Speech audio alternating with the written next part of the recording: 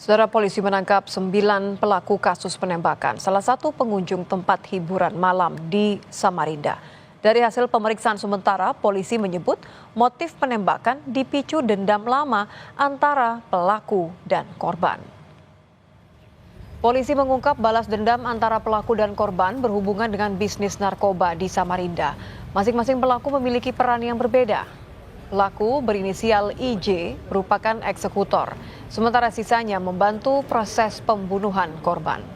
Selain menangkap pelaku, polisi juga menyita barang bukti, antara lain senjata api dan 1 sepeda motor yang digunakan untuk mengeksekusi korban. Dan orang tersangka yang kita amankan dengan inisial FA sebagai pengawas, IJ sebagai eksekutornya, LA, UL, SU, SA, AN, WA, EN. Mereka punya peran masing-masing dan memang karena ini direncanakan, waktunya cukup pada perencanaan mereka. Kita akan kenakan nanti ke pasal 340 pembunuhan berencana. Motifnya adalah balas dendam.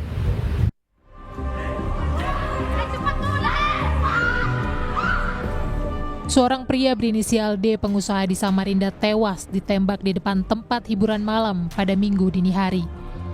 Saat itu korban yang baru saja keluar bersama 5 rekannya tiba-tiba ditembak pelaku yang sudah menunggu di lokasi tak jauh dari pintu tempat hiburan malam. Korban langsung terjatuh sementara pelaku kabur dengan sepeda motor. Sempat dievakuasi ke RSUD Abdul Wahab Syahrani, Kota Samarinda, namun nyawa korban tak tertolong akibat luka tembak.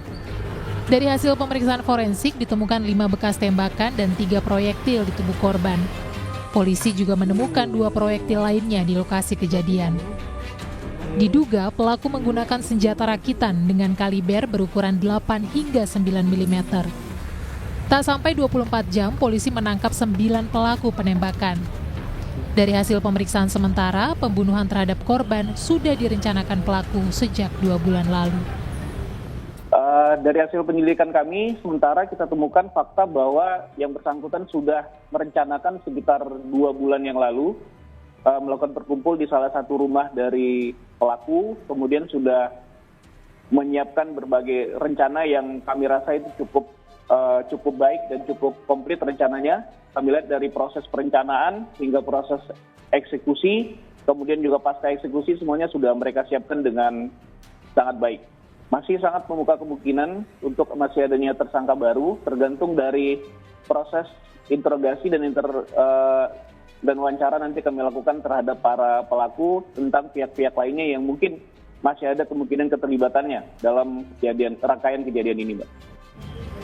Kini polisi masih mengusut adanya keterlibatan pelaku lain dalam kasus penembakan pengusaha di Samarinda. Rizal Mustafa, Kompas TV, Samarinda, Kalimantan Timur.